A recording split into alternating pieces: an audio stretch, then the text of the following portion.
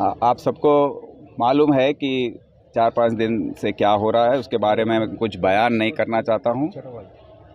मैं आवाम को और हमारे पुलिस अफसरान और अहदेदार जो हैं सभी को मैं मुबारकबाद देना चाहता हूँ कि आप वो सब यहाँ पर अमन बनाए रखे हैं और हम पुलिस की तरफ से जो एक्शंस लिए हैं वो समझ गए हैं।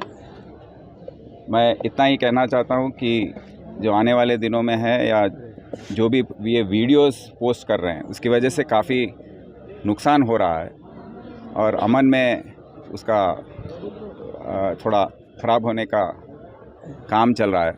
तो इसीलिए मैं ऐसे लोगों को कॉशन करना चाह रहा हूँ, इंतबाह दे रहा हूँ कि आप ऐसे काम मत कीजिए। हम सभी को जो भी ऐसे काम कर रहे हैं उनको हमने आइडेंटिफाई कर लिया है, उन पर हम केसेस रजिस्टर करेंगे ज़रूर।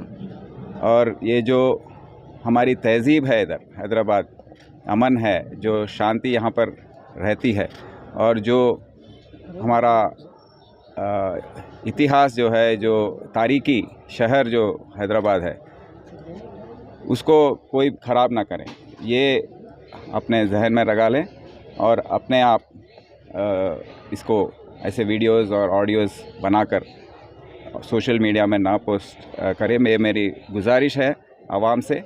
और जो भी हमारे साथ हैं उनको सबको मैं भरोसा दिलाता हूं कि हैदराबाद सिटी पुलिस का जो कार्रवाई है आप देखे हैं और भरोसा रखिए। जो भी कुछ है हमको बताइए, इत्तला कीजिए, हम ज़रूर उस पर एक्शन लेंगे। और मैं सबको अपने जो ताउन हमको दिया है उस सब के लिए हम बहुत ही खुशनसीब हैं और शुक्रगुज़ार हैं। आप सबको मेरे तरफ से और सिटी पुलिस की तरफ से मैं शुक्रिया अदा बोलना चाहता हूँ।